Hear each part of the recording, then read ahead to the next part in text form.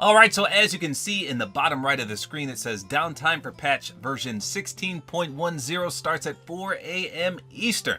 So we do have an update tonight. It will be available tomorrow, and with it comes a lot of changes.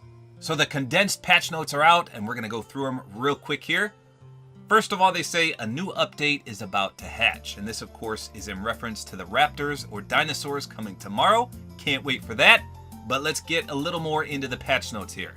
So it says version 16.10 unleashes, number 1, a new apex predator stalks the island. And again, referencing the raptors that are coming. I for one can't wait for these, but we have no idea how they're going to function. Are they going to be like wolves and boars, where they just roam the map and can attack you and you can tame them? Or are they going to be mountable? That is to say, you can ride them. How awesome would that be if you could ride a raptor around the map like a horse?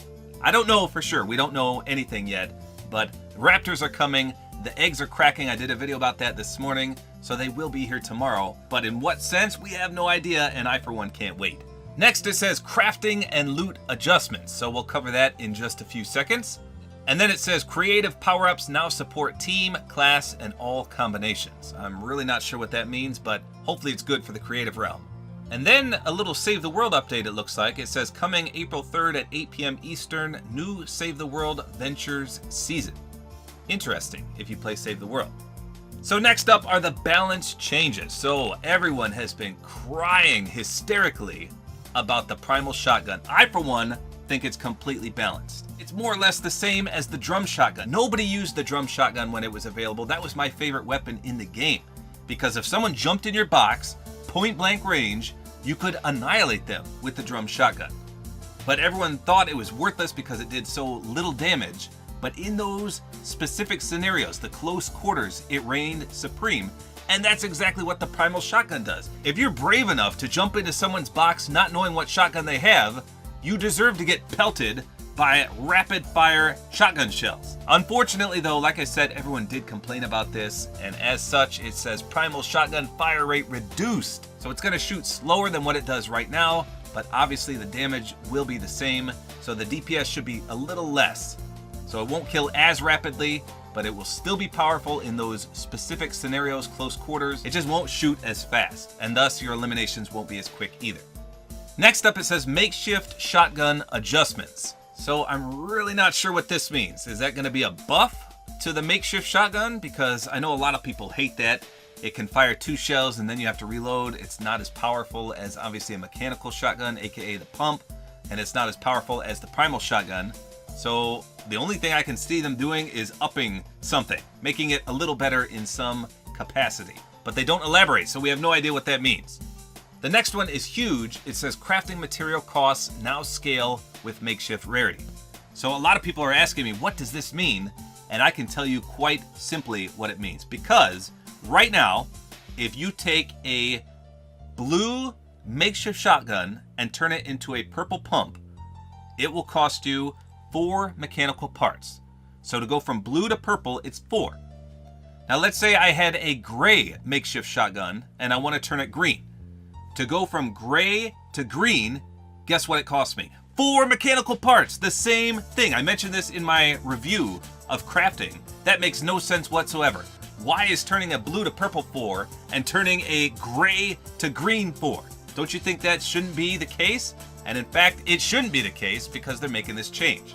So what this means now is that going from lesser rarity, so gray to green, is going to be way cheaper. So maybe 1 mechanical part. And then going from green to blue, maybe 2. But what we don't know is how many of each it's going to take. So is going from blue to purple rarity going to still be 4? I think everything's actually going to get upped a bit. And that coincides with the next point, which says animal bones and mechanical parts can appear as added floor loot.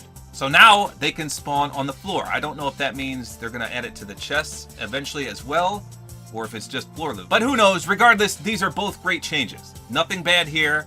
We're going to have more animal bones on the map, more mechanical parts on the map, and it should be way cheaper to upgrade from lower rarities. Again, for example, gray to green, green to blue, things like that. Now the last change is, in my opinion, not a good one, but a lot of people will disagree with me. And they say, this week we're experimenting with bringing back moving storm circles to non-competitive modes for the last 2 zones. Let us know what you think. So, like I said, I'm not a fan of this. So right now what happens in non-competitive modes, aka solo, duo, squads, non-arena, the circle gets smaller and smaller and smaller and smaller, and then it closes completely. You can predict sort of where it goes, you can get in that final circle, and you could actually do a heal off to win. People hate heal offs. But now in the last 2 zones, the circle is going to move entirely. You could be in the circle right now, and then the next circle will spawn and it will be clear away from you, and you have to rotate to that next circle as the storm closes in.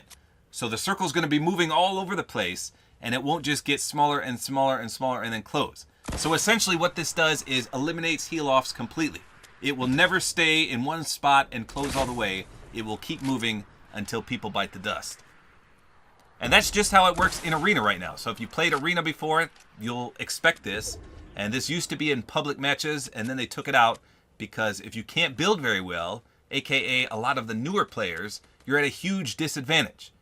If a new player makes it to the top 5 and an experienced builder is in the top 5, that builder is going to win probably 10 out of 10 times because they can build into the next circle, whereas the other guy is going to be running around like a chicken with his head cut off trying to get to that circle, and they're going to be an easy target. So for experienced players, you're going to love this. For people that can't build like me, or people that are new to the game, they're going to hate it. But it sounds like they're just testing, so we'll see what everyone thinks of that. So there you go. Those are the changes coming. It's going to be a huge update.